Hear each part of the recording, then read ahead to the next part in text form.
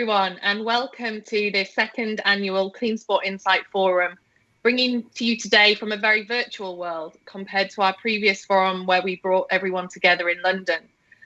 We've got over 220 members of the sporting community joining us today, and we're absolutely delighted to engage so many in an area and a topic that matters to many of us, really essentially to keep the integrity of sport and the welfare of athletes at the forefront of our minds. Today's event, what we hope to do is bring to life some of the key learnings that we've taken from our Clean Sport Alliance Respect project, which is a European Union Erasmus Plus collaborative partnership project that's brought together researchers, athletes and practitioners in order to do what many of us have felt has been required for quite some time, which is to bridge the gap between research, policy and practice. So over the course of the next 2 days, we'll bring to life what we recognise as a complexity of doping in sport, but we'll bring to life that complexity in a way that provides some solutions and some actionable change, that by bringing these voices together and these organisations and groupings together, we're much more likely to make a positive and decisive difference.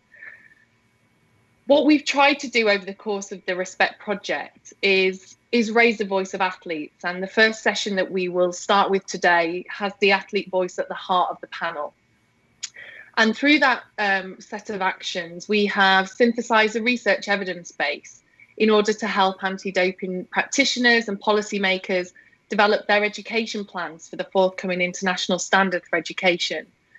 We have, through the process of bringing together athletes, practitioners and researchers, we have tried to bring 5 countries into a participatory collaborative research project to consider what clean sport means to athletes. And we're going to hear a little bit more about that very shortly. We've co-created a much needed research agenda for the social science of doping prevention. And we are quite excited about the possibilities that that research agenda can start to have an action in terms of more collaborative working moving forward and more strategic investment of funds. And finally, we've created the Clean Sport Alliance Knowledge Exchange platform, which is where we've been directing you to engage with the outputs from the project ahead of the event, so that when we've come together today, you are informed of some of the key findings that we've originated through our work, and hopefully can ask some questions that are relevant to that work as we go through the next couple of hours. In the weeks leading up to the forum, we felt it quite important to engage and build some momentum. So thank you for watching, for listening and engaging with us in that way.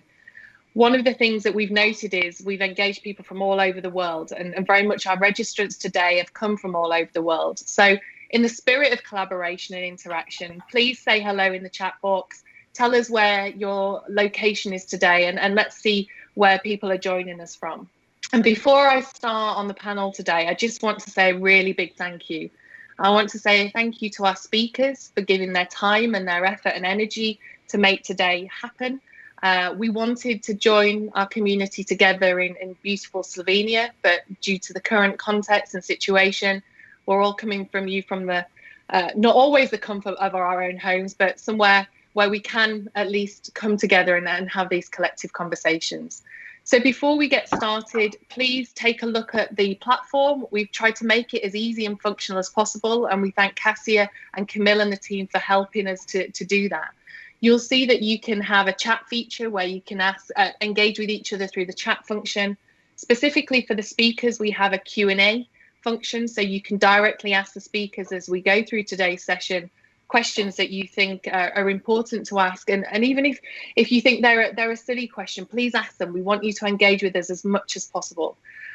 Use the program to see who's coming up next, and also thumbs up button will allow you to upvote any question. So if you really want a question to be asked, if you use the thumbs up, we'll know which one to prioritize today, because we may not be able to get through all the questions today, but what we will assure you is we'll try and to some degree answer those questions, perhaps through our newsletters in the future, or also through the Knowledge Exchange platform. Not everybody can be with us today. I know the time zones don't work for all of our clean sport community. So please be reassured that we are recording all of our sessions, and we're going to make them available through our Knowledge Exchange platform, the cleansportalliance.org. So you will be able to engage at your leisure and come back and rewatch different parts of the sessions as you wish. The 2 days are themed. So today we're focusing on emerging research and practice in clean sport.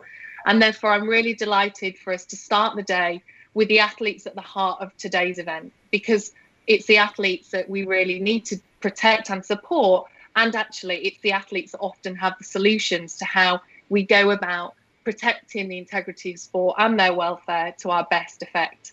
So please allow me to start today's event with our first session of the forum, which is the collective conversation around what is clean sport and why should we care. And in bringing this panel together, what we have done is we have brought through 3 of our athletes who have taken part, very much integrated as athlete researchers, into the community participatory research project that we'll talk about today. So we have Jacco Arends from the Netherlands, Andrew Hayes from the UK, Sarah Izovic from Slovenia. There are athletes on the panel today, and a very warm welcome to them. We have Professor Andrea Petrozzi, who's our researcher, who will give the research angle and talk a bit more around that process today. And we've got our 2 practitioners from our national anti-doping organisations of Sport Ireland and Slovenian anti-doping organisation, Siobhan Leonard and Nina Makuk. So please welcome the panelists to our session today.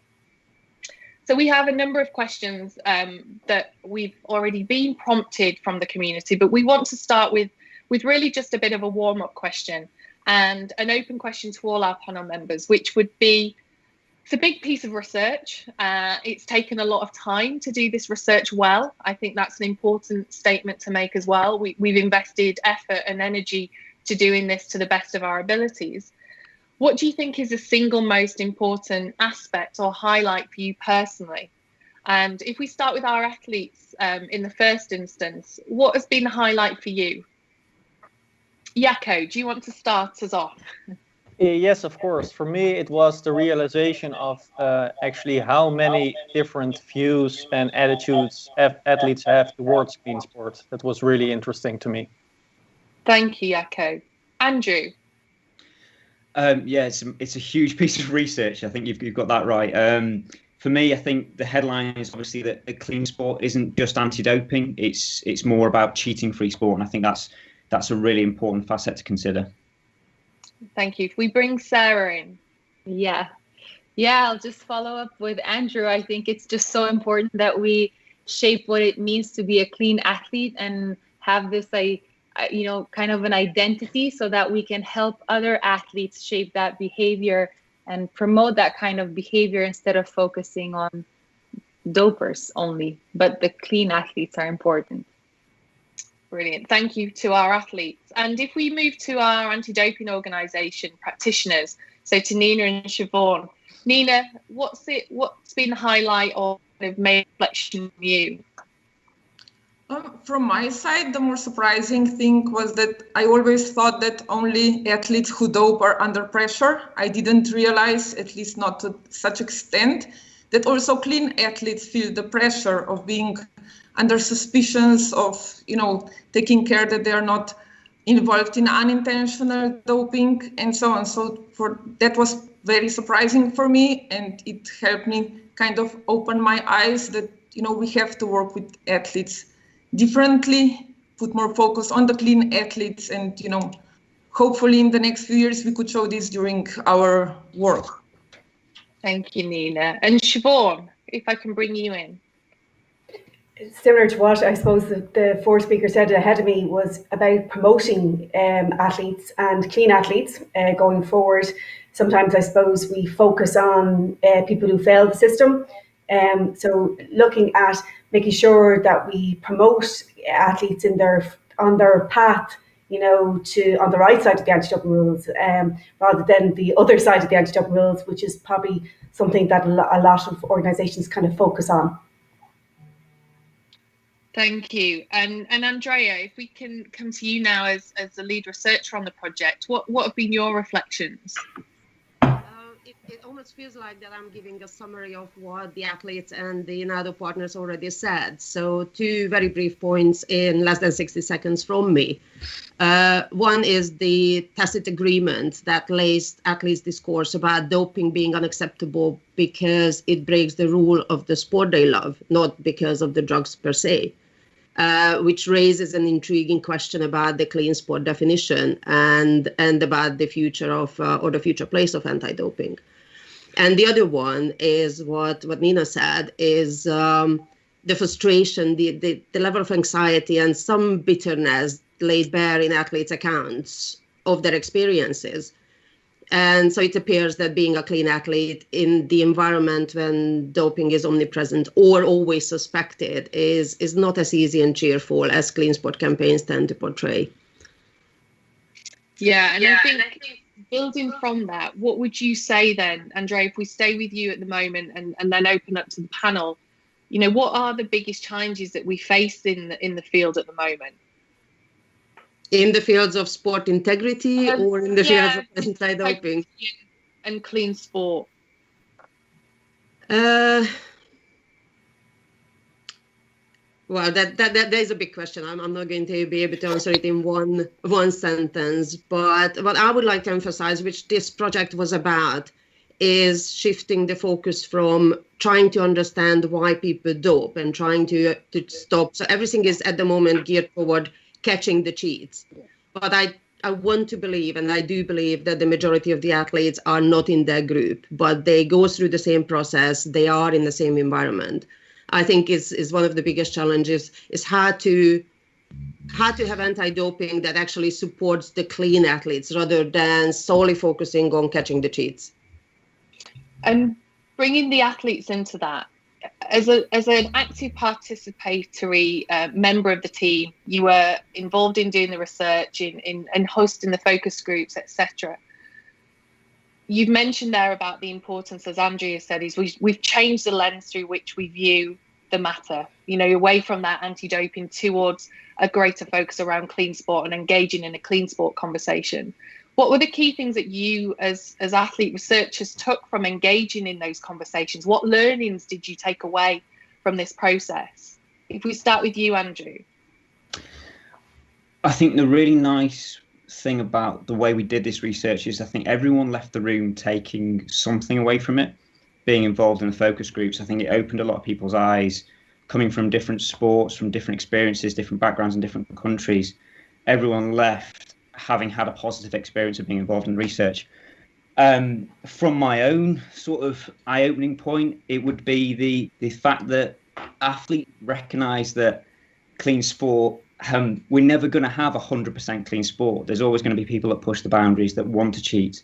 And even though that is considered that the case, there's still that desire to work towards it.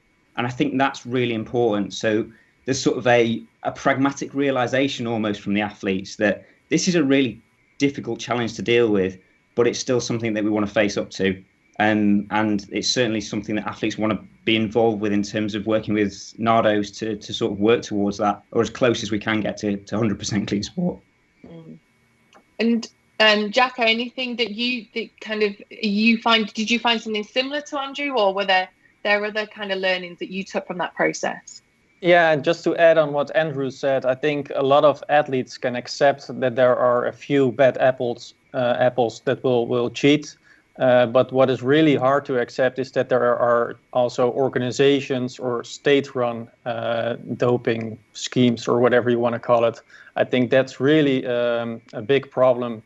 Also, to the athletes to have faith in the sporting world, or whatever you want to call it. So I think that's a big problem. And Sarah, any points? You know, the focus now in terms of the World Anti-Doping Agency in their new strategic plan, there's a very strong emphasis on being athlete-centered.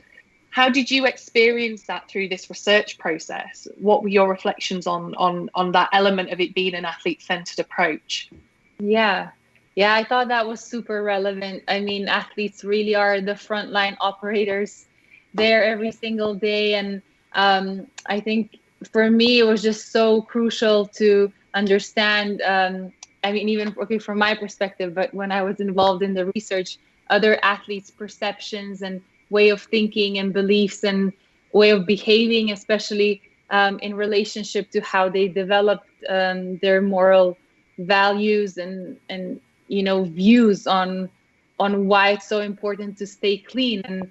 And that's why I really believe like focusing on how people acquire that healthy way of thinking is important, just so that we can share that in a more preventative way going into teaching and raising future generations of athletes. So more in that sense, how they got to be the way they are, so that we can help others hopefully shape their way of thinking in the same way. And Nina, you mentioned it in your introduction around your reflections that it maybe changed your perspective and views of things and prompted you to think in different ways around something that you've been involved in for many, many years. So there is some good learning around that. As your colleagues are all working hard at the moment around education plans ahead of the forthcoming International Standard for Education, they may be listening today thinking, how do I engage our athletes in research and in developing plans and programs? What did you find as some of the, I guess, challenges that you overcame in working with athletes in this way that might be helpful to share with that wider community? First, I thought that it's going to be a challenge to get the athletes for those focus group and so on. We always thought, we cannot ask athletes to join us or to help us. But then with this project, we realized that athletes want to help us. I mean, more than 50% of athletes that we asked positively responded to our invitation to this project. So I think it was like a misbelief from us. They don't want to have to do anything with us, but actually they are eager to help us because they know that together we can make some changes. So from my point of view, just don't be afraid, reach out to athletes, and I'm pretty sure that athletes will be willing to help you with the programs, with the implementation, and so on. Brilliant. And Siobhan, your experience in Sport Island was very similar to Nina's, wasn't it? It was indeed. At the start, we kind of struggled to get a couple of people in the room. And then once we got them in the room, I have to say, the feedback was brilliant. And certainly from our perspective, what it stemmed on, we actually had one or two other focus groups later on stemming from that, because I think the feedback from the athletes was very positive, that it actually caused other conversations in other rooms that actually brought forward other people who were interested in discussing items. So to us, very similar to Nina, at the start, we kind of struggled to get the athletes in the room, but certainly when we got them in, it was extremely beneficial to us. And we certainly learned a lot, and it certainly changed some of my perspectives and, I suppose, urban myths, if you want to call them that way, regarding how we look at the program and things like that. So there's a lot there, I think, about changing perspectives. And Andrea, if you share with us some of the reflections you had when, you're bringing together the researchers, practitioners and athletes in that process, which was a complex and very integrative process of research. How did you marry all of those different perspectives at times, or actually was that not too much of a challenge? It wasn't too much of a challenge other than the logistics and the language during the data collection. What was interesting for me is when writing up the papers, one of the challenge was that we had so much materials. Actually, the interviews actually produced over 500 pages of text. And there are different ways to look at. So we are still dissecting and trying to write up because we don't want to lose that rich data that we have. So that's a researcher's challenge. What was interesting to me when we were writing the recommendations and the discussion of what athletes said is the slightly different roles we have as researchers, which is we can say whatever we think and feel like and bring it together with the NADO's perspective that they see their role differently in anti-doping than us researchers, not as much as giving recommendations or suggestions for changes, but to execute what the current system is and then bring these together to an agreement was a bit of a challenge. And back to our athlete researchers, in engaging in that process, we asked a question of what is clean sport and what does it mean to you. What other questions would you really like the community to start asking through this mechanism of a participatory process? What would enthuse you to be involved in the future? A question for me still? No, if we ask the athletes, and then yes, Andrea, I'll come back to you. So, Jaco, do you want to, any thoughts that you've had in this engagement? Did it make you think, oh, gosh, I'd really like to ask this question and work collaboratively to kind of come to some ideas and investigations? I'm not entirely sure if it's an answer to your question, but what I would love to know more about is other cultures. So a lot of the research now has been in Europe and in Western Europe mostly. So I would love to know more about how these attitudes or views towards clean sport are in other cultures, because also it could be really valuable for educational programs to make it more culture specific. So we can be as efficient as we can be. Yeah, really important point. I think in terms of where the Clean Sport Alliance and the Respect Project, it's emerged from a European perspective because it is a co-funded project with the European Union through the Erasmus Plus programme. But absolutely, the intention of our team and the broader community is trying to increase the reach so that we are doing exactly as you mentioned there, Jaco, extending our understanding of what clean sport means much more evenly and more geographically rich. We definitely recognise that is a limitation of the current project, but at least we've made that start, and it's in some ways, Andrew, what are you thinking and reflecting on in terms of questions that you think could be helpful to ask? I just want to reiterate Jaco's point as well. I think that was quite noticeable, but it looks like it's the direction that the Clean Sport is sort of going to explore in the future. I think the work that we've produced here sort of suggests that this could be expanded beyond just clean sport. There's a whole host of other athlete welfare issues that this sort of route of research could explore and be really effective at finding athletes' experiences, opinions. So I think it's a really sort of fruitful avenue to explore. Going back to just clean sport, I think there's still a huge amount of opportunity to dig deeper into sort of the values that athletes have and how those have developed, perhaps at a younger age, and looking at sort of creating essentially education programs based around values-based education. And I think looking at athletes and almost going back and having more focus groups and looking at seeing if we can get some actual lived experience and using those in our education programs would be really effective, because I don't think there's anything more applicable than actual people's lived experiences in sport. And this has been a fantastic sort of introduction to this sort of research. And I think this is just such a fruitful avenue to follow. Thank you. And Sarah, any questions that you would really like us to pose? Yeah, I love the whole psychological aspect of, how does an athlete that is clean think about, situations when they're under pressure or they're losing motivation and, possibly losing a little bit of confidence. How are they able, to mentally power through those moments and, have that level of awareness that still guides them in that rightful, moral, honest, clean direction, right? So it is, for me, it comes down a lot to the psychology behind it all and how athletes are able to develop resilient mindsets to power through all the challenges that they're going through, and not just come to like pressure or have to take substances. So I like the, more questions on the psychology part of it all.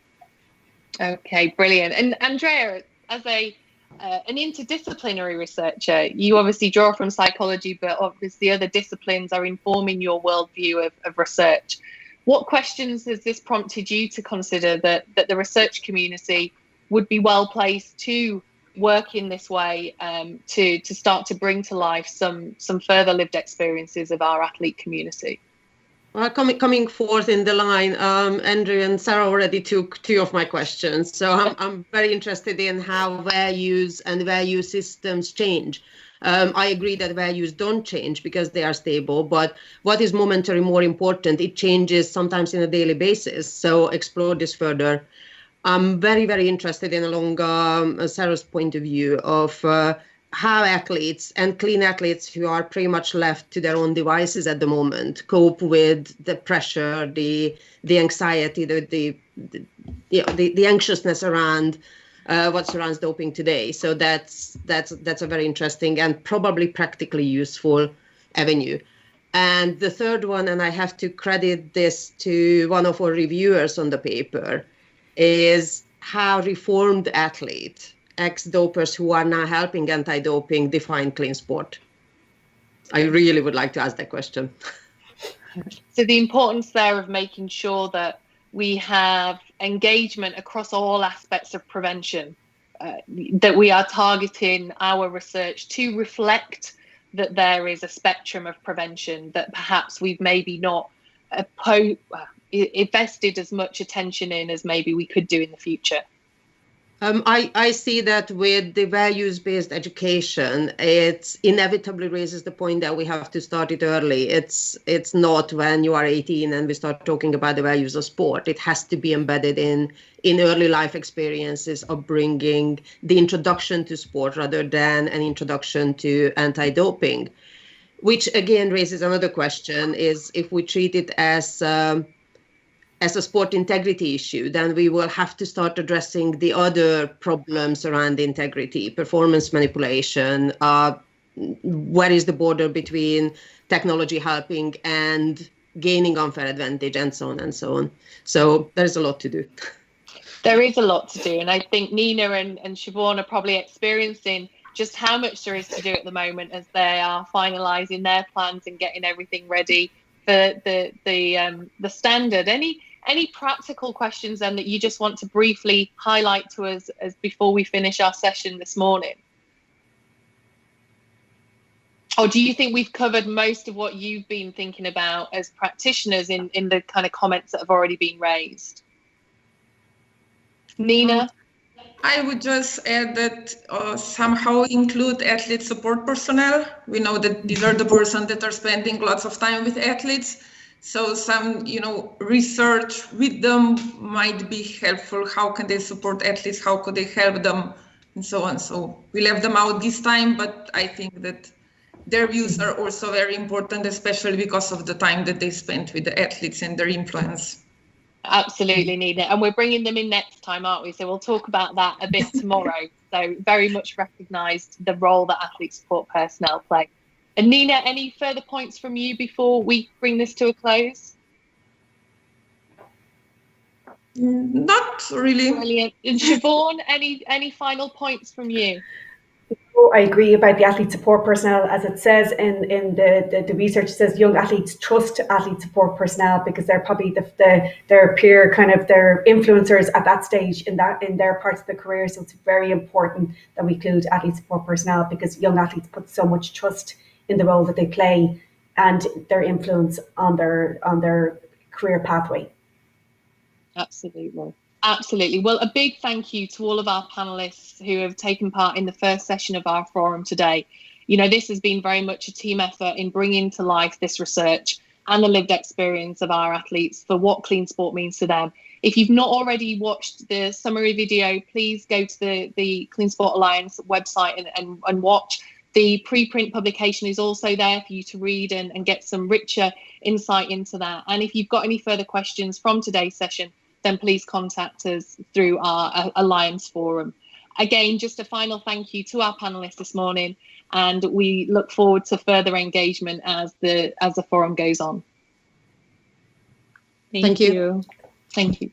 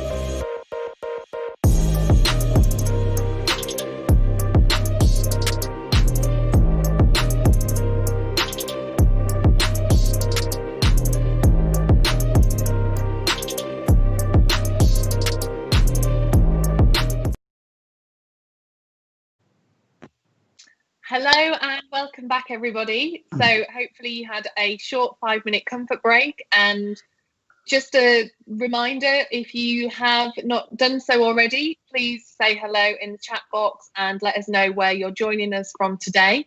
And also, just to let you know, on that left-hand side, we have our Q&A button. So if you have any questions for our panelists in the second session, please do feel free to type that in, and I can see that, and therefore I'm primed to be able to ask that question direct to them today. What I'd like to start by doing is firstly welcoming our speakers into today's session. Our session is entitled Evidence on the Barriers and Enablers of Clean Sport, a collective conversation really to look at what does the evidence base look like that helps us to develop education programs, develop policies and practices as they apply to clean sport. So we, as part of the Respect Project and the Clean Sport Alliance, have undertaken 2 comprehensive reviews of the literature, drawing upon our quantitative evidence base and the qualitative evidence base. And we purposely separated that out so that we could do, particularly in the qualitative research, a reanalysis of that data through a meta-synthesis, which allows us to draw further conclusions from all that evidence. And there was 100 studies that were brought together in that review, and in the quantitative review there was again over 130 studies that we drew together there. So these 2 reviews we hope are going to be helpful to the community, particularly as they are developing their education plans at the moment. So please let me welcome you to the speakers, Dr. Laurie Patterson from Leeds Beckett University, Martin Chandler from the University of Birmingham, and Dr. Ian Boardley from the University of Birmingham. So they are representing the research teams who have drawn together that evidence base over the Respect Project period. And you know, we've just heard from the athletes and the researchers and practitioners who were part of a research project for the Respect Project, which raised the voice of athletes. So very much a qualitative research dimension for our participatory project there. You know, you've engaged in this data in the reviews for quite some time now. I'd like to hear from each of you. What has stood out for you in doing that review in relation to those barriers and enablers of clean sport? Laurie, should we start with you? Okay, so thank you everyone for being on the call today. We hope you find this helpful, as Sue said. So speaking on behalf of, I suppose, the qualitative research evidence base, what really kind of struck us, I suppose, was first and foremost just the wealth of evidence. I think we underestimated how much qualitative research there had been up to this point, and so we were kind of a little bit overwhelmed with data at the outset. In terms of the barriers and enablers, it was quite a complex picture from a qualitative perspective, in that each factor we identified as being quite important could have acted in either direction. So the same factor could be a barrier for some and yet an enabler for others. So it really kind of got to the heart of that complexity. In terms of actually identifying the factors, we found that quite a lot of environmental influences were key. So the context someone found themselves in terms of their country or their level of competition, that kind of enveloped the culture as well. So obviously the types of things that were spoken about in the environments, the things that were accepted or not accepted in that environment, and then that rolled into, so kind of unraveling some of that complexity, it rolled into significant others. So all that social space, the people that are important to one another in a sporting context. So I suppose that would be kind of the headlines for me from the qualitative evidence. Thanks, Laurie. And Ian, can we hear from you now?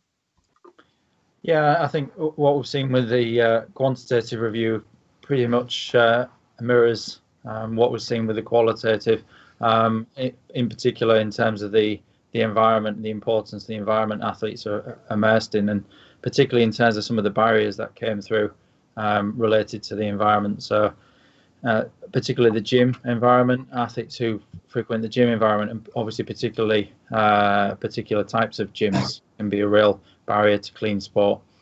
And those cultural influences as well. So if you're playing in a sport with a culture of iPad use, then that's definitely a barrier to clean sport as well. And also the environment the coach creates. There's consistent findings showing that controlling coaching environments can be barriers to clean sport. But on the flip side, in the same way with the qualitative, coaching environment that's autonomy supportive was seen as an enabler for clean sport as well. So yeah, the environmental influences are definitely important in terms of those barriers and enablers. I don't know, Martin, if you've got anything that you wanted to add to that. I suppose the only thing I would add to that was a fairly consistent finding in the quantitative papers about the importance of moral values and the opinions of peers. So friends, family, other team members were generally more influential than the possibility of sanctions through the anti-doping process and things like that. So losing the respect of your friends and family was a greater barrier to the idea of using banned substances than the possibility of getting sanctions because of failing a doping test. So, but I guess that's an extension of the environmental kind of aspect. Laurie, do you want to come in? Yeah, I did raise the hand. I didn't know if it worked or not. So thanks for that.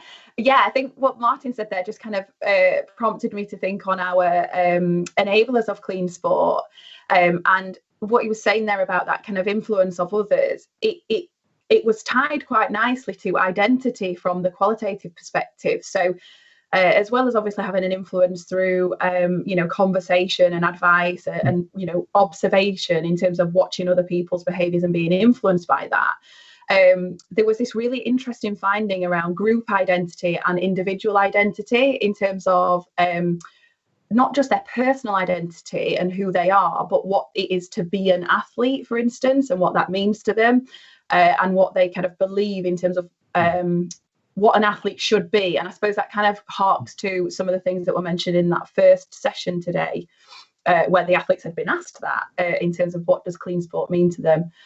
So yeah, just to kind of give the enabler side of things, because I think our literature was quite heavily tilted towards barriers to clean sport and the risk factors of doping, but really a strong enabler of clean sport is identifying with being clean and everything that kind of we're learning that it encompasses. And is that the case as well, Martin and Ian, from the quantitative side of things? If you look at the there's been a growth, hasn't there, in research over the years. We can certainly conclude that from the early days when reviews have been undertaken to now, we've moved to 100 odd outputs rather than the tens of. But are we still seeing within the quantitative world as well that focus on doping rather than clean sport is still prevailing? Yeah, I would say so. Yeah, no, definitely. I think that's still the case. But I think we are starting to see a shift in that, and you're starting to see one or two. If you keep an eye on the sort of review process as well, that always gives you a bit more of an eye of what's coming on the horizon. We're starting to see papers that are talking about clean sport behaviours and clean identity coming through, but definitely still dominated more by the identifying what is about a doping athlete or what leads to doping rather than what promotes clean sport behaviours. Yeah. So I think that kind of moves us on, doesn't it, to the question around what did the reviews identify in terms of gaps in our knowledge and understanding as it applies to both athletes and athlete support personnel? Because I think in the last session, at the end of that, the emphasis being on we do need to understand the role of athlete support personnel and how we not only understand their role in clean sport, but how we protect and support them as well. So can you talk a little bit around, the identification of that gaps in knowledge and understanding at the moment? Who wants to start us off? I'll go first.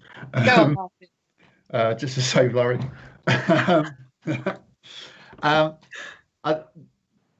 was a number of the quantitative papers look at test knowledge around in athlete groups and athlete support personnel, and look at the kind of interactions with the anti-doping process. Knowledge of the anti-doping process was generally fairly poor across all of the studies. It's difficult to know how much to read into that because they've all measured them slightly differently, and in some cases I would describe the knowledge test as more of a memory test. But there's certainly, there seems to be a lack of some fundamental knowledge, both around the process, but also around things like nutrition, use of supplements. Again, I'm kind of slightly hesitant here because there's a difference between understanding athletes and athlete support personnel knowledge and what their understanding of those things is. They may know about nutrition, they may know about supplement use, they may know a list of banned substances, but that doesn't mean they necessarily understand or what to do about them. I think where athlete support personnel are concerned, there was a finding in, I mean, there's a limited number of studies that showed this, but there was a repeated theme of knowing about the anti-doping process, but not necessarily seeing it as part of their job to either deliver education around it or indeed to do much of anything around it other than be aware of it.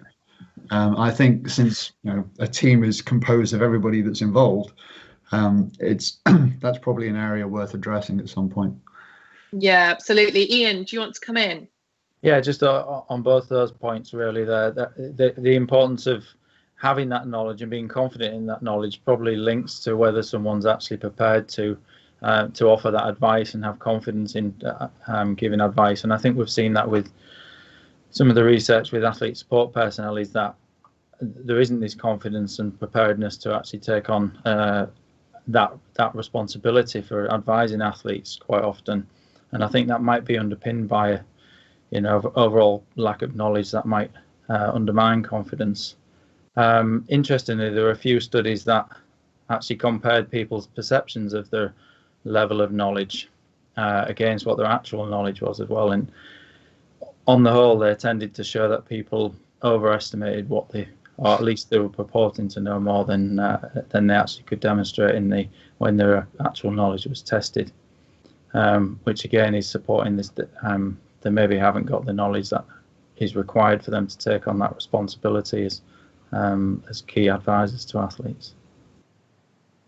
Yeah, and I think with the focus around an emerging body of evidence around athlete support personnel, that's only a good thing, isn't it? Because in terms of the development of education programs, and we are seeing greater focus around the development of education programs for athlete support personnel, having that evidence base to underpin that and understand what may help to develop effective evidence base for effective interventions is really critical. And I wonder if you can start to explore with us just briefly what's the evidence base looking like in terms of our knowledge about effective education programs now, because for a while that has been a cause of concern. There has been a lack of evidence. Is that starting to shift, Ian?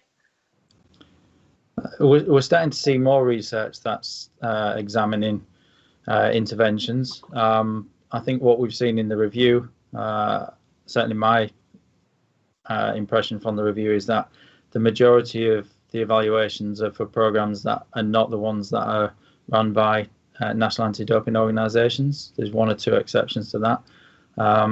Probably the Atlas and Athena programs are probably the ones that have been evaluated the most based on our review. And then there are one or two other bespoke interventions that have been developed specifically by researchers to test particular elements.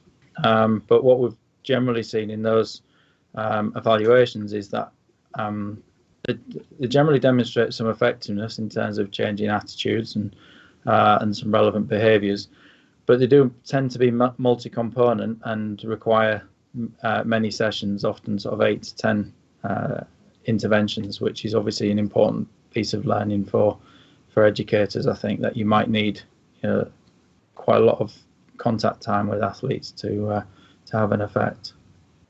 And was that, Laurie, although there were not specific focused research studies from a qualitative point of view on education per se, were there some good learnings from those qualitative studies that you think are helpful to those looking at their educational efforts?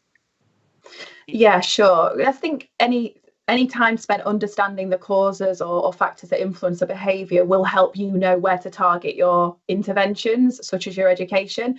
So I think for us, like Ian said, multi-component is key. So not just a one strategy approach. I don't think that's going to be effective given the complexity of the behaviour that we're talking about. So I think the really good thing from us was that the qualitative evidence base reinforced a lot of the messaging that's now in the International Standard for Education from WADA, in terms of the need to adopt different components to an intervention, from giving out the information, like Martin said, that's going to help target some of that knowledge and some understanding to some extent.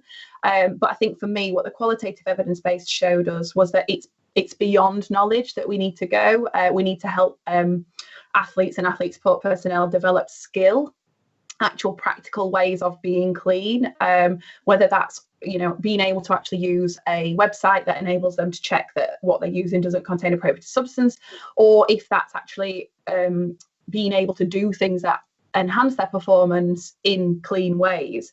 So I think it's quite broad in terms of the lessons that we took from the qualitative evidence base, and to how that might influence what an anti-doping organisation or a national federation might do going forwards.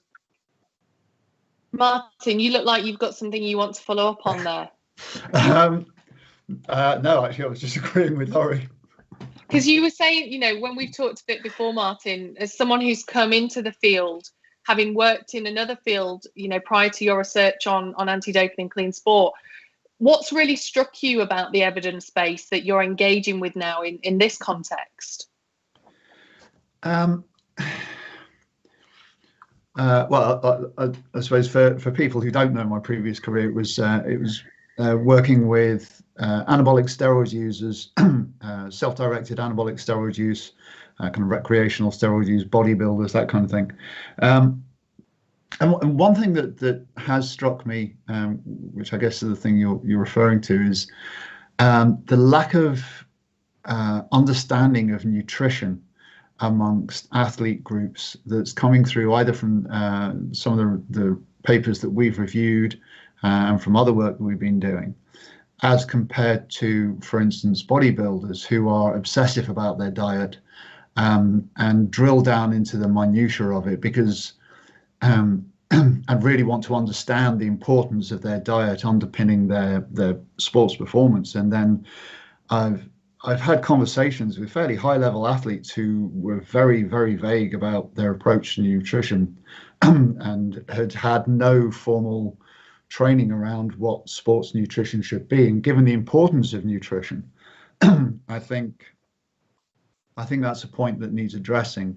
If people don't understand how nutrition affects sports performance, then it's perhaps not that surprising that they might turn to supplements to try and fill in some gaps. So here, what we're hearing and what we're seeing from the evidence base is that recognition of the need for more comprehensive programs that move beyond potentially the traditional anti-doping workshops, and more integrated actions that do draw upon nutritional expertise, strength and conditioning expertise, etc., which is what you were mentioning there, Ian, in terms of the evidence that we've got for education effectiveness largely comes from the Atlas and Athena programs, which were those integrated programs. So just with a final minute to go on our conversation this morning, why is it so important, do you think, for us to invest in social science research and to develop the evidence base that we've drawn together in the reviews that you've put forward? Laurie, do you want to just really sharp kind of final thoughts? Oh, sharp. Okay, I'll try my best. I think for me, obviously, I'm very passionate about research and I like to learn on an individual level. But I think the more that we can learn collectively, the greater we are in terms of getting ahead of this problem. So I guess one of the main criticisms about anti-doping is often that it's quite a reactive area. You know, we're always kind of chasing our tail and there's always someone trying to cheat in a more complex way.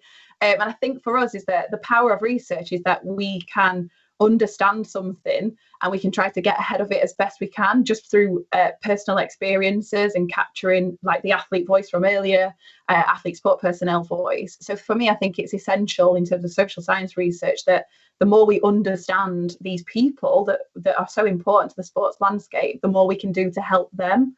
And therefore, the more we're doing to promote clean sport and prevent doping, essentially. Brilliant. And I think actually, and we'll touch on that a little bit, won't we, at the start of tomorrow's session, where we talk about the research priorities and the clean sport plan. So I think that's a really nice way for us to end our session on the reviews today, but to prompt colleagues to join us again for tomorrow's session, which will pick up on some of these points. And again, just to let you know, if you've not yet engaged with the video recordings of the findings of the reviews,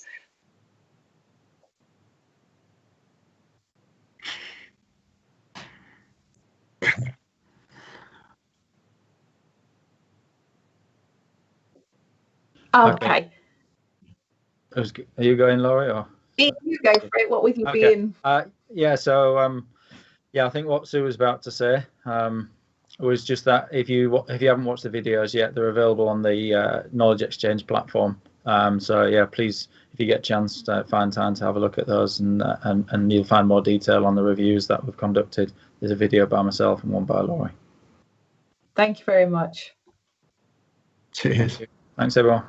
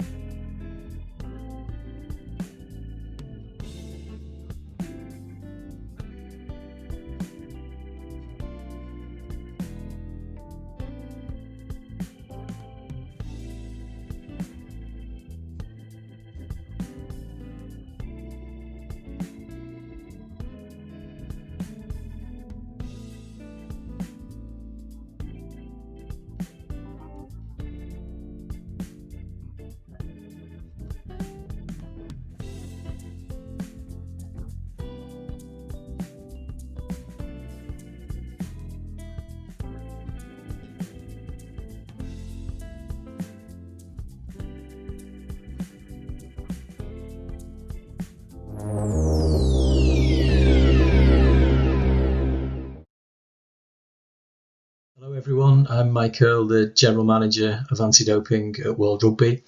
This presentation will just take you briefly through how World Rugby have looked to implement the international standard for education. We see the implementation of the ISC very much as a two-stage process. So the first stage being the implementation of the policy, what we're required to do by the standard. So that's define our education pool, produce and evaluate an education plan, and ensure that we do our event and pre-event education. And also critically for the framework, ensuring that our national federations meet their national level education obligations and that they are supported to deliver education and support education within their organisations. The second stage is when that framework is in place, that we use the science to inform our practice and to bridge the gap between research, policy and practice. So our intention is that we use what we know from the research to inform the programme design. So that would be looking at the capability, opportunity and motivation within our playing population to ensure that we cover off the risks and ensure that our education helps players to be clean, teaches them the right knowledge and competencies, that we understand the player pathway and where the opportunities may come and where the risks may come and what might increase doping risk along the player pathway. Also motivation, that ensuring that we focus on the support framework and developing the support framework, not just the players, so that they have good values and we can create positive team structures. And we also need a programme that fits the specifics of our sport. So we know we need to address the perceptions within the sport that size equals performance and image, and also safety, that players are concerned about their size being a protection against getting hurt. We know we need to teach safe supplementation to make sure that our players know how to identify risk when they are using supplements, and to develop good team norms and a strong positive environment around the player. So in terms of planning our programme, where did we start with our considerations? Well, it's important to state at the outset that we already had an extensive education programme in place. All participants entering into World Rugby competitions had to complete our anti-doping e-learning as a mandatory entry requirement. We also provided face-to-face education for teams in their own language, in their own country, before they entered into our competitions. So there was already a structure in place before we started. But who are our international level participants? Well, the important thing for us to consider was just the size of the pool, because rugby has a lot of elite level participants. Each of our 15 teams would have upwards of 30 players plus their support personnel. So we have to be realistic with the definition of our education pool and how we define the individual tiers, because we can't give everything to everyone. The next consideration was, how do we reach them? We're an international federation, so our participants are spread all over the world. And the important thing about rugby is that our game is a club-based game, or certainly the players spend the majority of their time during the year at their clubs. So we needed to come up with a programme that could work and be delivered at national level. So it was important that we work closely with NARDOs and that we ensure that our national federations have the capability to be able to deliver education for elite players at national level. The next question was what we should deliver. Now, World Rugby have always produced sport-specific resources. We've just produced our own e-learning programme. We have face-to-face lesson plans, and we produce a lot of educational films for players. So we intend that our programme will be a combination of sport-specific resources, but also national-specific resources, because we recognise that it's important that players understand national situation with regards to things like medications and supplements. So we foresee a hybrid model that uses the NARDO's expertise, but that also uses our sport-specific materials. So it was important, again, that we've talked to NARDO's in the development of this programme, and we've met with the majority of NARDO's from our top 10 teams over the last 6 months to try and make sure that we're coordinated with what they're doing. Then we had to look at who was best placed to deliver the education, particularly the face-to-face. We have a small network of educators, but we clearly can't do this worldwide without NARDO, so we will be relying on the NARDO Educator Network and trying to educate people within our national federations so that they have the capacity to deliver and expand the educator network. There may obviously be situations where a NARDO doesn't have capacity to deliver, so our worldwide educator network, small as it is, will be used to try and plug those gaps and hopefully make sure that we can have consistent education delivery worldwide. And then the final consideration was just how we evaluated success, and I'll talk a little bit more about that later, but clearly part of the ISE is that in implementing our program, we make sure that we're integrating feedback, measurement and evaluation into our program. Our education pool is very much based around our testing pool, as that's how international level athletes are defined within our regulations. So clearly our main focus will be on our players, our elite players, but we'll also be putting a lot of focus towards coaches, team managers and physios and doctors and strength and conditioning coaches, as they provide the main support structure around the player and create the player's environment.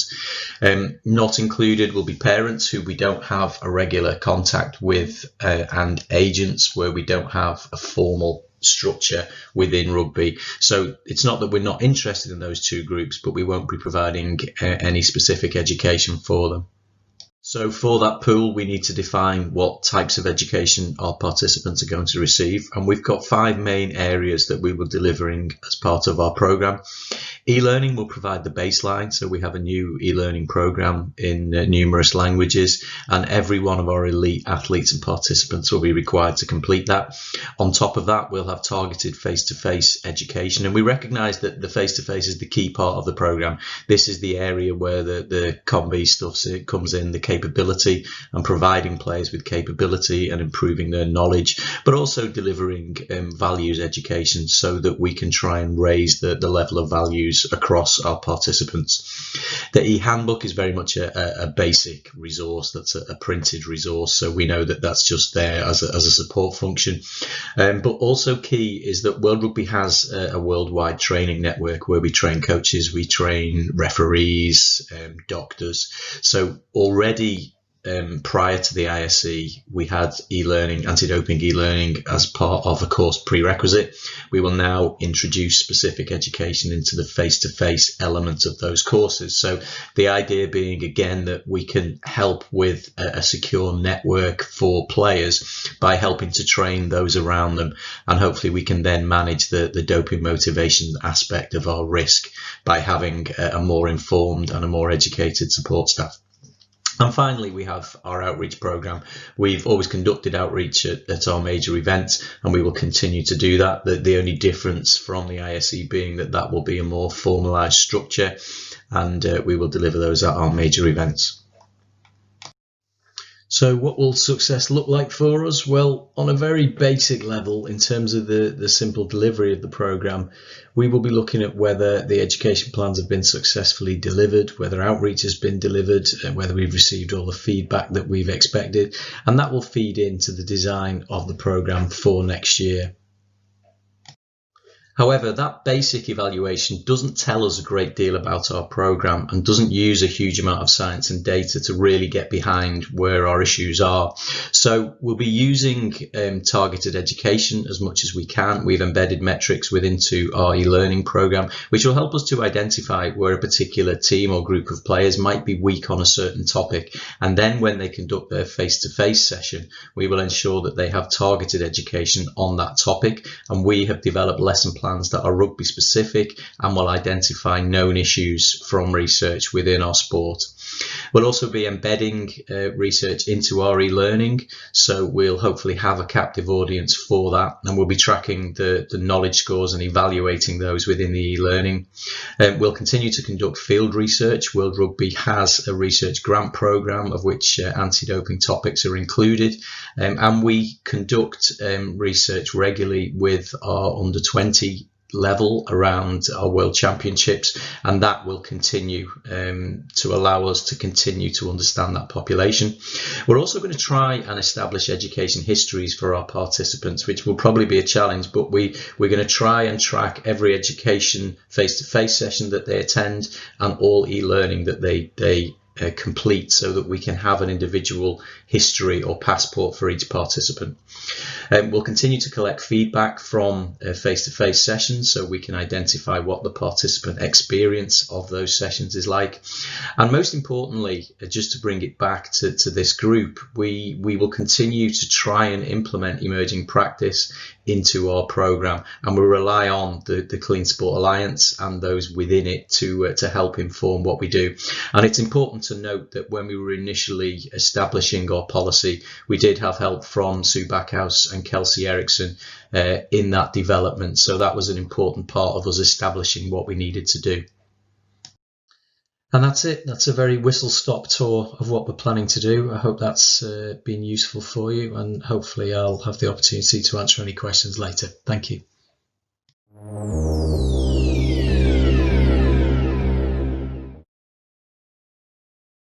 Good afternoon, everybody. Thank you, Sue, and all at the Clean Sport Alliance for giving me the opportunity to come here and speak to you today. As it's a recorded presentation, I don't know if I've just been given a huge introduction. But just in case, my name is Rebecca Lee, and I've worked at the UEFA Anti-Doping Unit for the last 6.5 years. I believe we have been described in the programme as a world-leading anti-doping organisation, which is very kind, but I would say that we're not a world-leading anti-doping organisation yet in terms of education. And the reason I say this is not to downplay what we do. We have a fantastic programme at UEFA, but it's more to explain why the ISE, the International Standard for Education, has been really useful to me. It's sort of given a focus to what we're going to develop for our education programme. In my short presentation today, I'm going to attempt to bring the ISE to life in terms of the UEFA anti-doping programme. So just over 12 months ago, I started with a blank sheet of paper and the International Standard for Education, and kind of worked outwards from there. And the first thing to establish was what we should be aiming for. We want to get away from the catching the cheaters message and really want to move towards supporting the clean players in their desire for a level playing field. We want to prevent intentional and unintentional doping, and we also want to use UEFA's position within sport to promote positive attitudes towards clean sport. And the vision and the goal is that a player's first experience with anti-doping should be through education rather than a test. I guess none of these goals will be surprising to anybody, but it's also always useful to state where you want to get to before you launch into a plan. The next step of the ISE is a system assessment, the identification of potential target groups for the education. And if we look at UEFA, we are the Union of European Football Associations. We are a continental confederation with responsibility for football in Europe. And we have a vast potential target group for our education. We have approximately 15,000 players who take part in UEFA competitions each season, and that doesn't even include the coaches, doctors, agents, parents, sponsors that go along with these players. So the target group is potentially vast. We also have a high turnover of players. If you look at even just our two top-level men's competitions, the Champions League and Europa League, over 60% of the players that are taking part in this year's competition didn't take part last year. So we do have a very high turnover of players. The next step in the ISE is to analyse your current education activities. So if we looked at UEFA's, we deliver education sessions in UEFA's youth final tournaments. So we educate over 1,100 players and their team doctors and support staff. We also have an anti-doping guide for players, a dedicated anti-doping section on UEFA.com. We are part of the UEFA Players app, and you can see an image from that in the middle icon there. This is designed to expand the knowledge of football players on football and career management through use of interactive learning, but it also obviously contains a section on anti-doping. We also have the UEFA Football Doctor Education Programme. In elite football, everything to do with anti-doping is delegated by the player to their team doctor, which means that they are a crucial target group for us in terms of education, which is why the Football Doctor Education Programme for us is really important. We also have the UEFA A, B and Pro licenses for coaches, which contain sections on ethics and the rules and procedures and consequences of doping. I think the main learning I got from the system assessment of our current education activities was that we were actually doing quite a lot, but it just didn't really have much structure to it, which is why it was useful to do this assessment in the context of the ISE. The next step of the assessment is regarding resources. Who and what do you have that can help you deliver your education programme? At UEFA, we have quite a small team. There are 6 members of our unit, and education is maybe 1/5 of my job responsibilities and maybe 1/10 of my colleague Thomas's. So human resources aren't huge. We are obviously very lucky in football and at UEFA that we do have quite significant financial resources, and I don't say that lightly. I recognise how lucky we are there. We also have 55 member associations, some excellent European NADOs, and also a huge amount of WADA resources. Whatever we put in place somehow needs to make use of this network and support it as well. Once you've done a system assessment, the next step is to identify your education pool. As mentioned, we have a huge potential target group for education, but we have to be realistic about what's achievable. We only have the jurisdiction to test players within our competitions, so our primary responsibility should be to educate the players that qualify for these events. The other people that we can have a direct influence on are the coaches and team doctors of these elite players. Given that they have a mandatory responsibility to support athletes with anti-doping, they absolutely need to be included in our plan. But even if I wanted to, I couldn't physically educate all of these people. So the conclusion that I came to after system analysis was that the best thing I can do as a continental confederation is to set the tone at the top, get accurate and relevant information out there, produce resources that work for my sport, and also support the network. So now we come to the plan. How do we use the ISE to improve and develop what we already have? When the ISE sets out the roles and responsibilities for NADOs and international federations, the NADO is king in terms of clean sport education in their own countries. And the IF has a responsibility to require their national federations to conduct education in collaboration with the NADOs. And I would say, fortunately, at UEFA, by the time the ISE was released, we had already negotiated internally to have funding allocated annually to our national federations for anti-doping. And we simply used the ISE to kind of fine-tune the requirements. To get the funding, the national federations have to write and send us an education plan that they prepared in collaboration with their NADO. We know that a lot of NADOs and national federations already have an excellent working relationship. And if so, the funding that we're introducing kind of simply just supports that work. And if they don't already have that relationship, we hope that this project really will help to develop the network. To launch the project, we had organised a huge workshop with 55 national federations and I think 46 NADOs, which was due to be held in March of this year. Unfortunately, as with everything else in 2020, this was postponed due to coronavirus, but will make a digital reappearance early in the new year. Towards the end of next year, we're also going to support the national federations by organising educator training. This is again all about building and supporting the network. We're also developing resources, and this is where we recognise that we need help. In our team, we have anti-doping experts, but we don't have anybody who has a background in education. And as we are neither elite football players nor their support staff, we're also not people who are in the target group for our education. So we have appointed education experts Leeds Beckett to support with the development of the materials. And we also have an expert group of players and team doctors who can challenge the ideas and make sure that whatever we develop works on the ground. An international federation can obviously set also a clean sport message at the top. So with social media messaging, with branding, with getting top players involved. I have a meeting next week with our communications team at UEFA to really try and kickstart this project. We also have a responsibility to provide people within our education pool with access to relevant, accurate information on anti-doping.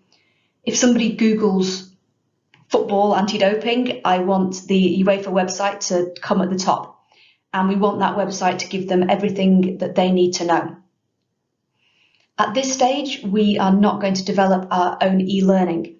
We're planning to link our website to the WADA's e-learning, Adele. This may be the next step for us, but for now, this seems like the most practical solution. Finally, we come to monitoring and evaluation, and this is another area that I need expert support.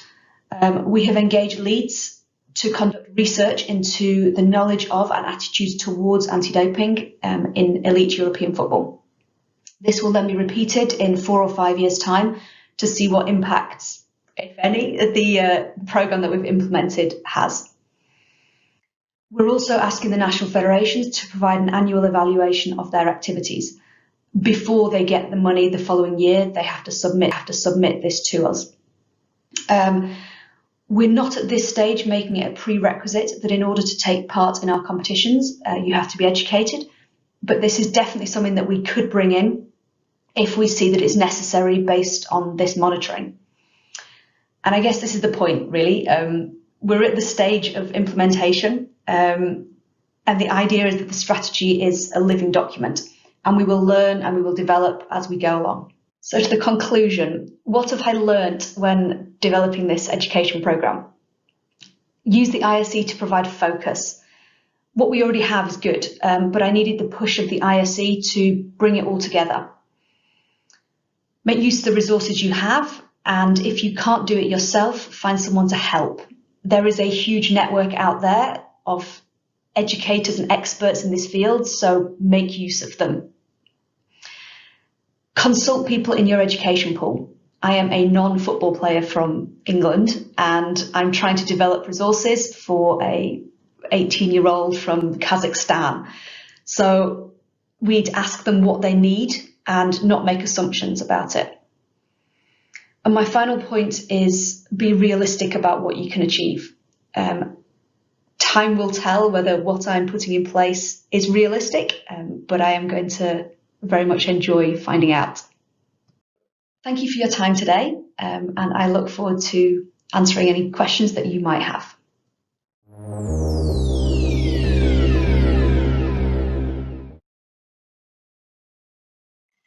Over the past 11 months, a team of researchers at Leeds Beckett University and members of the UCAD education team have worked collaboratively to bring to fruition an evidence-based clean sport curriculum for parents.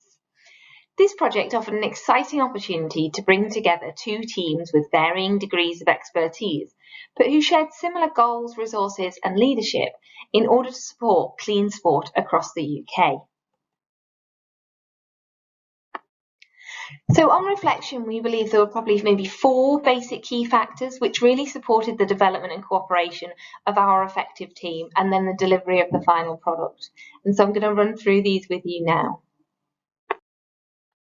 So the first one of these principles was identifying the goals each organisation had and how these align.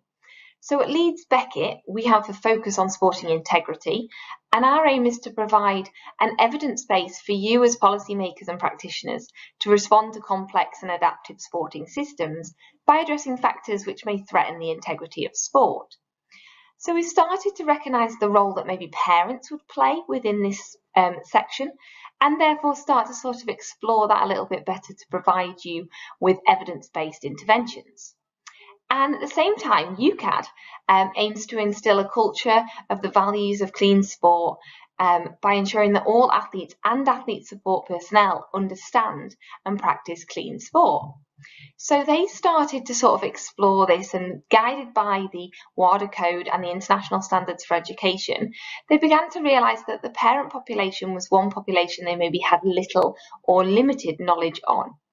So within that, what they did was conduct a survey to explore parents and carers' motivations and capability to perform clean sport behaviours, and also start to understand sort of what their education preferences would be. So interestingly, the Clean Sport Forum last year was where we met and our collaborative discussions were started, where we started to see how we were aligning in terms of what we were looking for. And that has led us to sort of the co-creation of the evidence-informed curriculum that we now have available at UCAD. So the second principle we adopted was defining clear roles and responsibilities. So we knew each team had strengths from which the other could potentially benefit from, as this had been the driving force behind our collaborative approach. So this principle involves each organisation sharing their different skill sets and the expertise they have in order for us to reach our ultimate aim. So for instance, I suppose as UCAD are the organisation who are rolling out the curriculum, and ultimately those responsible for adhering to the WADA Code and the international standards, they were responsible for the overall concept, and as such a number of sort of project managerial tasks, such as financing, budgets, scheduling meetings, and so forth.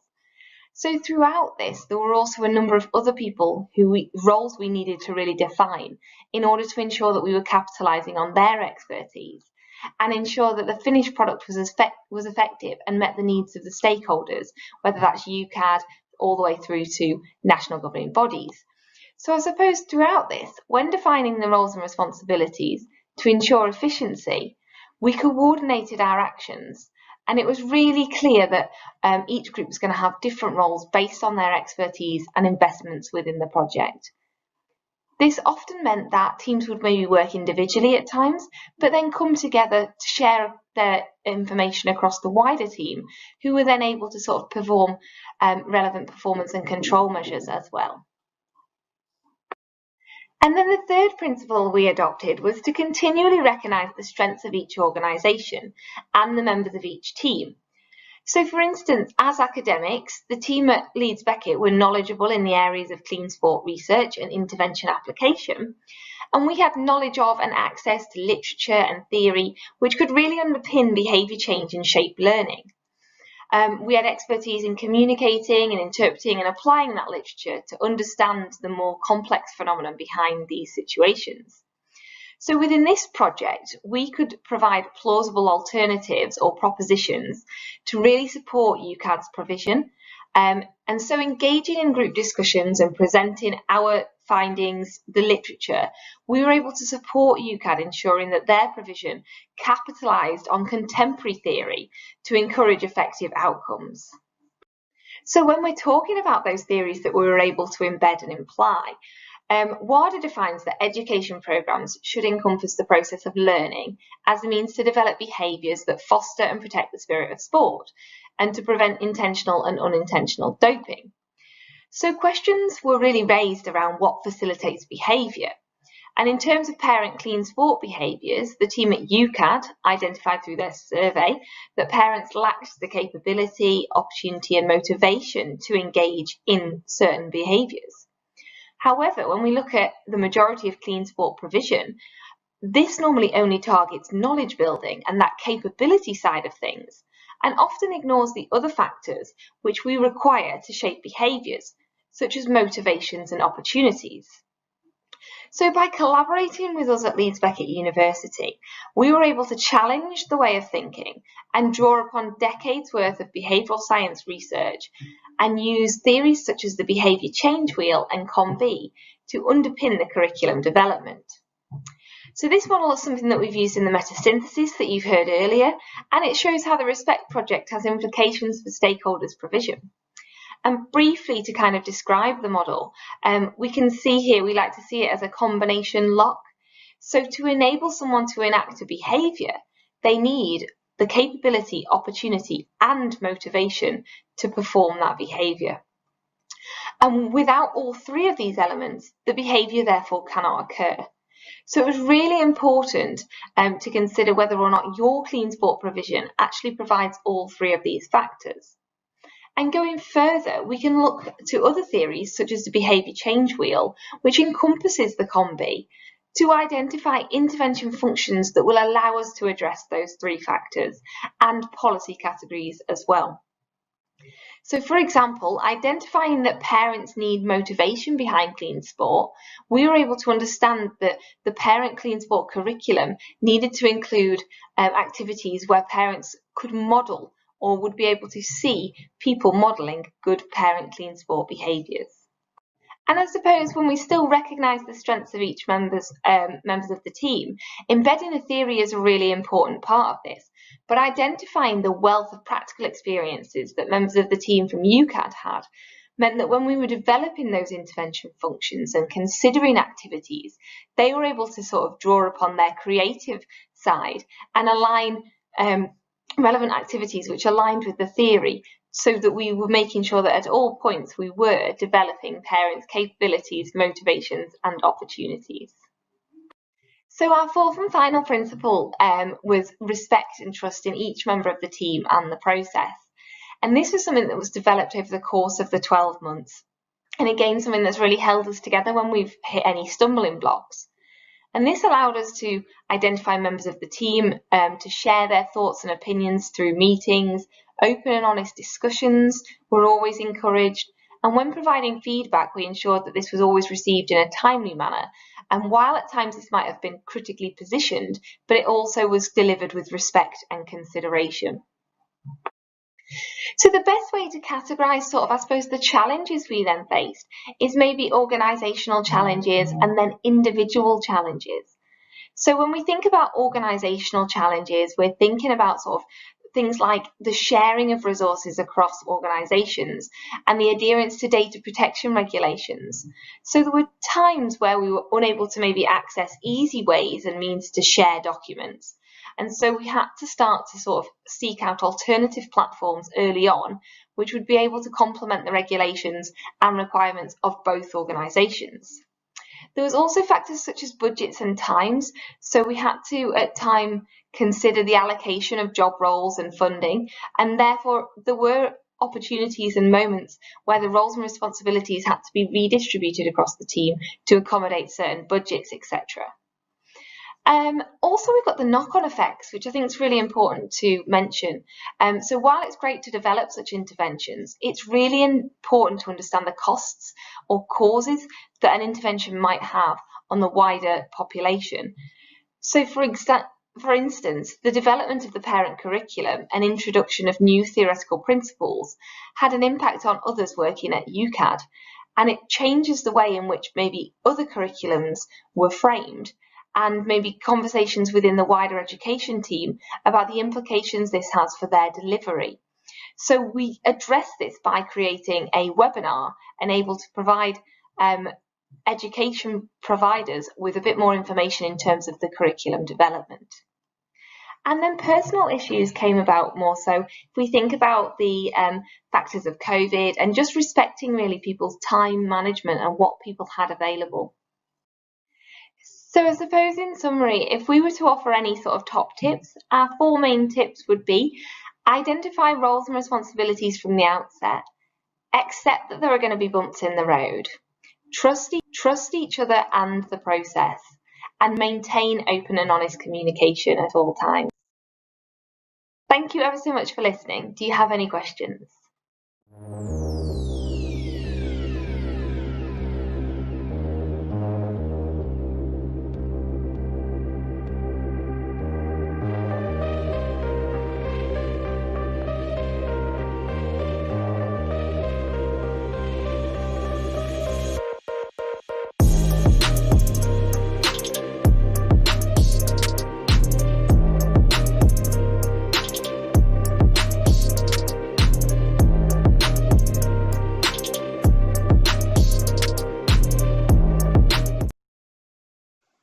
Hello everyone and welcome to the third and final session of today's second Clean Sport Insight Forum. So you will have just been able to watch the recordings of Mike Earle from World Rugby, Rebecca Lee from UEFA, and Helen Staff from Leeds Beckett University. And we are delighted now to welcome them onto the panel today, along with Colin Allen from UK Anti-Doping, who was in partnership with Leeds Beckett for the development of the parent curriculum. And we are really thrilled to have our panelists join us today, because amongst them there is a real wealth of experience, of learning, of insight that we hope to draw upon today through the question and answer session. And as part of the Clean Sport Alliance, as Mike alluded to in his presentation, what we really are trying to do is create a network where we can share the learning of the practitioners and the researchers in order to help develop education that we hope can be as effective as possible. And I think if you've had a look at the Clean Sport Alliance website, one of the things that we've emphasised on there is it's about emerging practice. We've been very purposeful in not stating that we are showing good practice or best practice, because when we are dealing with such complexities as clean sport and the myriad of behaviours that we're trying to elicit and encourage through our education programmes, then learning is what it's about, and we'll change our knowledge and understanding over time, and therefore sharing that as kind of in as timely fashion as possible is really critical.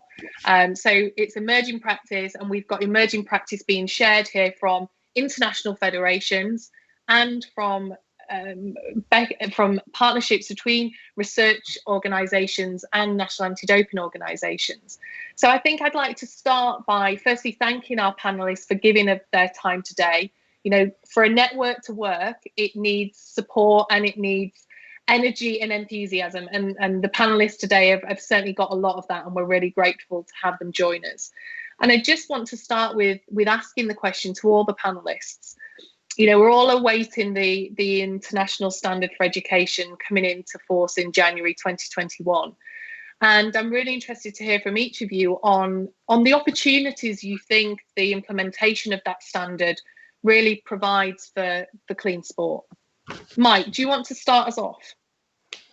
Yeah, I think most of us on this call are here because we understand the value of education, and you know the fact that this is the first time that we have an education focused standard is a big deal. And you know, I've been doing this for a long time now. My role is has always been a mix of testing and education, and I think, you know, in most cases you don't stop crime by building more jails. So testing's great, but it's not really moved on in terms of preventing doping in the years that the code's been in existence. So what education allows us to do, or what the standard hopefully allows us to do, is just shift the narrative a bit and shift the focus a bit, so that gradually, you know, we can start to move more funds towards education, more funds towards prevention, and move away from this idea that testing is the only way that you can keep sport clean. So, you know, I think it gives us the platform to do that.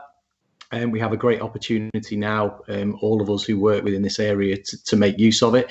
It's important that we do it properly, that we don't just dive into it and start ticking the box that it's a numbers game. And yes, we've done all our education this year. Great job. I think it's really important that the people that are in this group, the engagement that we have between the practitioners and the researchers, that we get this right at the outset, so that as we start to build programs worldwide, we do that in an informed way, and we can make it as effective as possible. So I mean, it's a great platform. It's a great opportunity.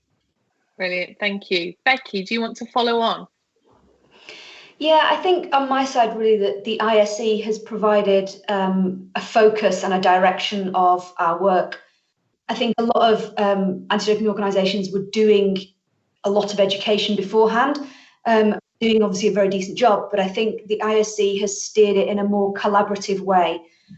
It's really targeted what we should be doing at an international level, at a national level. And the other thing I think that the ISE has brought is, historically, the education pillar has not been funded in the same way that, let's say, testing and results management has been funded. And I think making it mandatory hopefully will funnel more funding in from the top to make sure that it really holds its own with the other pillars within anti-doping. So I think important, because We've talked around this very quite much some so, time, haven't we? Yeah. The resources and quite the differential in where those resources go. Colin, what do you think is the opportunities from a NADO perspective? Yeah, thanks, Sue. I think in addition to what Mike and Rebecca have just said, for us, we've been delivering education for 10 and 11 years, and the IEC has given us now an opportunity to take stock of good practice and look at maybe doing things in a slightly different way. We've had a chance to look at our athlete pathway, had a chance to look at our curriculum, and a chance to re-engage again with the national federations with a requirement now to be involved in the planning of education to help to improve what we're doing and take our education to the next level to support our clean athletes. And Helen, if we bring in the researcher perspective, the international standard for education has brought that into sharper focus. So what do you think are some of the reflections of the opportunities it affords from the researcher side of things? Yeah, and I think I think that's been really important, and I think exactly like the other panelists have said, in terms of that driver and that impetus all of a sudden around education, and that driver now to work collaboratively across the field, rather than there being two separate pockets of research happening and it not being accessible and available to the practitioners, being able to sort of work together like we did in terms of the project within UCAD, being able to share that kind of really provides an opportunity for organisations from the ISE to be able to be given alternative perspectives and lenses into what maybe they've already been doing and the great work they've been doing, and kind of capture that with a sort of theoretical lens and bring that evidence-based side, because I think there's a lot of anecdotal evidence within the anti-doping world in that sense, and then so to sort of be able to complement that alongside with theory and that kind of side of things has been really positive, and hopefully will enhance the effectiveness of the education, which again will increase that sort of driver within resources provided towards education across the landscape. There is a real focus, I think, isn't there, in the international standard around collaboration and developing networks and supporting each other. And I think, Mike, one of the questions that we've just had come in from the Q&A was great to hear about the plans with World Rugby, especially the coverage across different stakeholder groups, talking there about athlete support personnel, coaches, S&Cs and players themselves. How involved in the development process with those groups? So can you talk us a little bit through that process in that spirit of collaboration, how that's worked for you guys? Yeah, I would say it's still a work in progress. I mean, as I said in the presentation, we've done this very much as a two-stage process. The first stage was really about getting the framework in place and making sure that our member federations were ready and that they understood that they needed to deliver an education program now going forward, and they needed to do it on an annual basis. So that was kind of phase one. Phase two was very much about the content and the actual information that we deliver and when we deliver it. And that's an area that we're still working through at the moment, I would say. I mean, we have a lot of existing materials, as many organisations do, and our work now will be to evaluate those with our stakeholder groups to ensure that they're fit for purpose. Now, you know, we do work as an organisation. We work very closely with our players union, our international players union, who have links with the national players union, and we're increasingly engaged with them on education. So we've worked with them on the development of this process, also with our member unions as well. So the players have definitely been our focus in phase one, and the education for the players has been the main priority. I think for the coaches and the support staff, the S&C staff, that's an area that we've kind of done to a point previously. But one of the good things about the ISC is it's given us a lot more focus on or made us a lot more aware that we need to provide better education for those groups. And I mentioned in the presentation that we're looking to embed some more role-specific education within our training programs for those roles.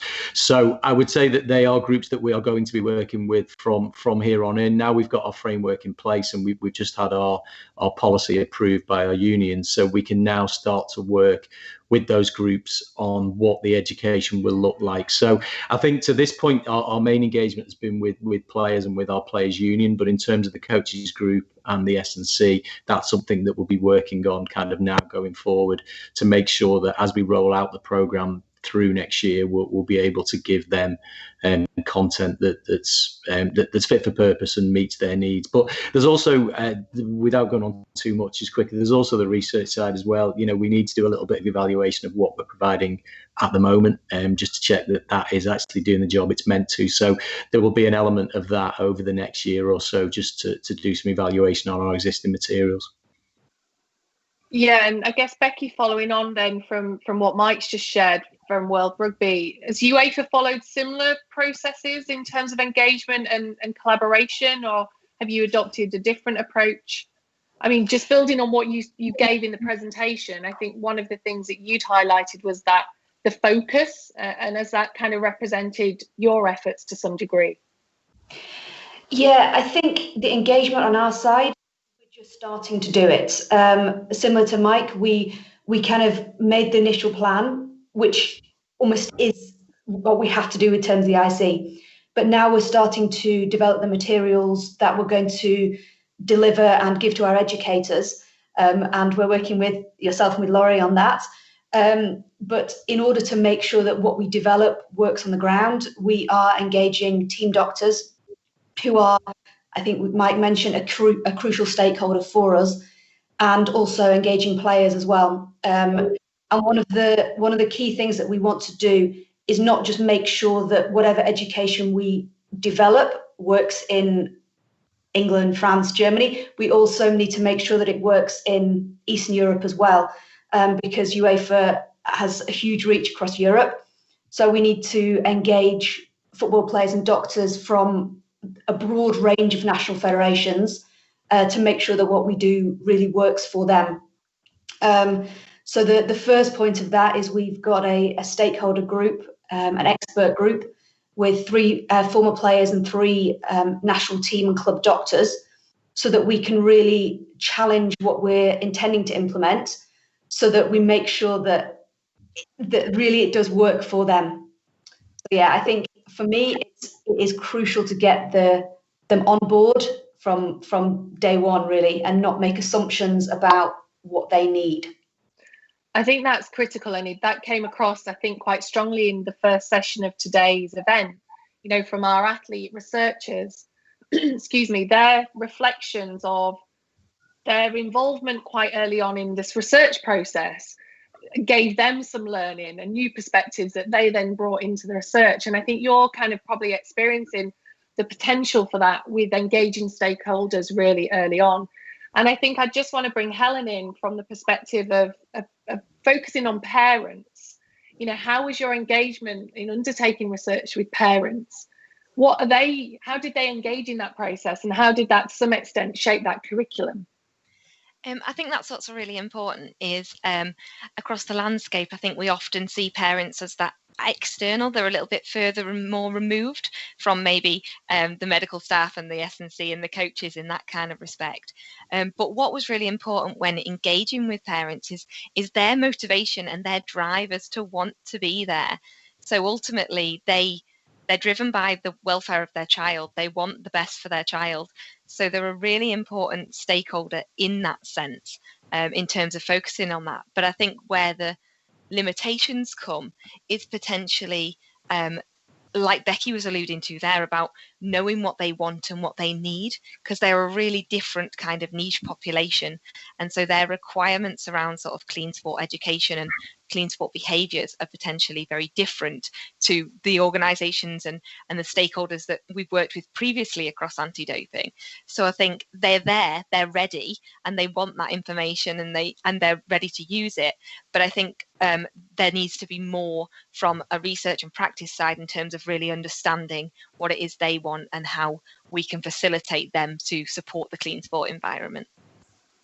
Thanks, Helen. And I think coming to Colin, you know, we've talked about in the earlier sessions around the complexity of the behaviours that through our education we're trying to instill or sustain or potentially change. And there are many different stakeholder groups, aren't there? The complexity of the behaviour is also to some extent then reflected in the complexity or the reach of our education programmes. So Colin, from UKAD's perspective, how have you managed all of those multiple stakeholder groups and kind of that complexity part of things in developing those education plans? You know, what has been your process to date that you think is getting you ready at this point? Yeah, we're quite fortunate. We've got a fantastic team with specialisms in terms of experience working within school systems, working in sports science, working with elite athletes, working with the university sectors. And what we've done is try to build those bridges and speak to those people within those sectors who are on a daily basis working with athletes and other populations as well. The view to really do a bit of a sense check is what we've got fit for purpose, and we're now more acutely aware of the need to pilot material before it goes live, and that's what we're trying to do right now. Thanks, Colin. We've got a few questions that I just want to pull in from the chat function and the Q&A function of the platform. And just to say that we've already today got over 130 participants joining us via the platform and also via the live stream. So thank you to the community for engaging and being part of today's forum. That's really very much what's driven the establishment of this network and what we're hoping to do in the future as well. One of the questions that we've got come in was around the recent developments. You know, education is also situated within its context and within an ever-changing context of the world of sport. And one of the questions we've had posed is, given the recent developments in the US, who should be mainly held responsible for doping? The athletes or their doctors, managers? Who would like to provide their reflections to that question? You know, where should responsibility lie for what is this complex behaviour that we're trying to intervene to prevent? I'm happy to start if you want to. Go on, Becky.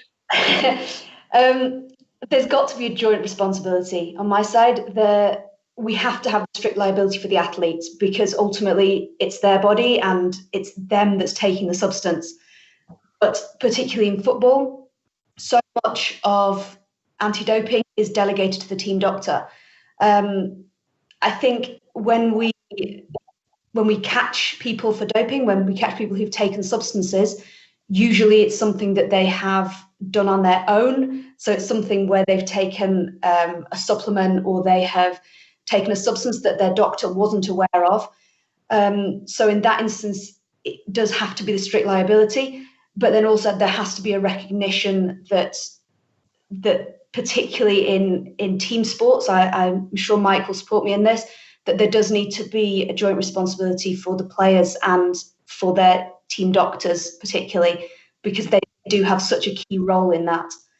And I think that's something that when we're talking about education, we also need to really make sure that we target the team doctors and the support staff around the players to make sure that they have all the information that they need to support the players to stay clean as well.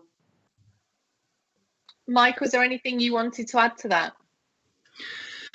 I think Becky's probably covered it pretty well. I mean, Becky's right in the sense that with a team sport, there's an entourage for every athlete, but there are so many different people surrounding the athlete within a team sport and teammates as well. And you know, we all, everyone on this call will know that you know that there is an increasing awareness about the environment around an athlete. So it would seem reasonable that we should be moving in that direction, where we are putting more responsibility for clean athletes on the people that are supporting them. So, you know, as Becky said, you can't get rid of strict liability. It has to be there. Otherwise the whole system falls down. But we definitely seem to be moving in that direction, certainly with the new code, and with the work that's going on in education and on research. So I think, you know, in simple terms, yes, we should be putting more responsibility on others. What that looks like from a regulatory sense, I'm not entirely sure. But I think the principle is definitely there. If we can add more pressure on those around the athlete, then that would seem likely to create a better outcome, particularly if it's putting pressure on people to, or at least raising awareness of the motivational environment and the things that influence the athletes to dope. Mm-hmm. And just moving on then to another question that we've had posted from our participants. We've asked, within higher education, acknowledge that there are different learning styles and different ways of engaging with education material. How will that be accounted for within curriculum development, and what are the plans to try and address those different preferences for learning and education interventions? Colin, anything you want to raise there? Yeah, and that's a really good question. It's something that we're looking at. I would imagine most people are familiar with the term blended learning, in that people will learn in different ways and will have access now to online delivery. Obviously, because of the current pandemic, we've had to really switch and change the way in which we deliver education. And we're certainly looking at scenario-based learning as one aspect, is put it in the context of the athletes, and bring out some of those values-based discussions to help with their learning understanding, and make sure we've got almost like a toolkit, lots of different ways to deliver subject matter using quizzes, case studies, role plays, all sorts of different things to tap into the needs and make sure that within any session we use a blend of different types. And just a quick reflection on that. You know, when the discussions of the standard came forward, we were not in a COVID world, you know, and actually now we are, and the world around us has changed. Potentially, you know, we may retain some of what has been instigated because of COVID in the future. And any reflections on how that's impacted on your development of plans? Have you taken that into account at the moment, or has it not necessarily changed the way that you've thought about the implementation of that standard? Yeah, if I may, yeah. From my point of view, for example, a lot of our material now is going to go online, which means that our reach and the accessibility of education is going to be widened. But what it also means is that in terms of the face-to-face or online kind of webinar type discussions, we can cover the facts-based information through an e-learning module and then get into a conversation about what exactly does that mean to you as an athlete. But that's just one example as to how the COVID world's actually given us new opportunities to think about how we engage with people. Yeah, and Helen, just bringing in from that, in terms of the parents' preferences, was that something that they actually spoke of through the research that you'd conducted? Yeah, I think that's something that's really important, especially as I think, originally pre-COVID, maybe face-to-face learning was always seen as the gold standard, and online education was potentially second best or second rate. And I think we hopefully can start to see that movement, that there are those benefits. And from a parent perspective, their drivers really, it's around that self-directed learning. They know they've got something to do, but they want to know how to do it. And they've got all these barriers and factors behind them, and sort of implications that are preventing them from potentially being those, I suppose, bums on seats in face-to-face learning. So actually, they'd much rather prefer that sort of online accessibility to resources where they can, so they can kind of pick up and take things on board when they need to, and it's there when they need it, rather than it kind of being something that they have to go to and it being that negative viewpoint of anti-doping education, whereas actually I need to know this right now, where is it accessible? And therefore I think COVID, with that movement online that Colin's talking about, I think will be a really real positive for that parent population that we often talk about as being a really hard to reach population.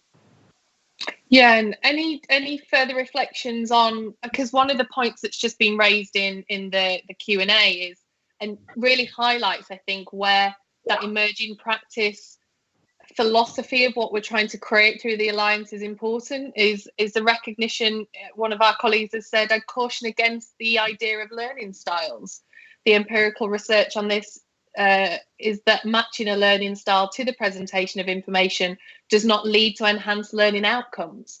You know, so actually drawing upon the empirical evidence base, having those discussions and debates in education is really healthy, and actually something that as we move forward, I really hope we can continue as a network to support, and almost to bring in some debating. about the different philosophies and approaches to development of interventions and education. And I think that's going to be important as we start to see those standards brought to life. And one of the questions posted was also around the importance of embedding research surveys into monitoring and evaluation. The question was specifically in response to the Leeds Beckett University UCAD partnership around the parent curriculum, and are plans to have some monitoring and evaluation in place for that. But I'm aware of time, so I think that's probably something that we'd want to follow up on as a further, whether that's a forum or a webinar or a debate. We've got a few mechanisms available to us as an alliance that we might start to utilise. So I think it's a call out to the community who are engaging with us today to ask you to pose some ideas of what you find or would find quite helpful around emergent practice. Because if you note on the website, we've intentionally left that fairly blank right now. When we originally started on this journey, we were going to be sharing some good practice, but things changed radically as the course of this project emerged. So we want to hear from the community, we want to share emerging practice, and we want to share discussions and debates. So that's a call out. And it just leads me today to thank our panelists, to thank Helen, to thank Becky, Mike and Colin for joining us in this Q&A session, to thank them for the time that they've invested in developing the presentations. And we look forward to hearing further reflections and thoughts and learnings as we move forward. So thank you to them. Thank you to everyone for joining us for the first day of our CleanSport Insight Forum today. We shift our focus slightly tomorrow from emerging practice into creating a vision for clean sport. And our 3 sessions there focus around our research strategy and the Clean Sport Plan, which we hope will very much bring to life that collaborative ethos again of trying to ensure research is informed by those that need to use it and wish to use it. We'll then hear from Tony Cunningham and Amanda Hudson from World Anti-Doping Agency around the World Anti-Doping Agency's strategy and how that education program is developing. And then we'll talk about the sustainment of this Clean Sport Alliance, because we don't want to finish at the end of this project. So we'll hear from that team. So thank you everyone for today. Enjoy the rest of your day, and we'll see you back again tomorrow.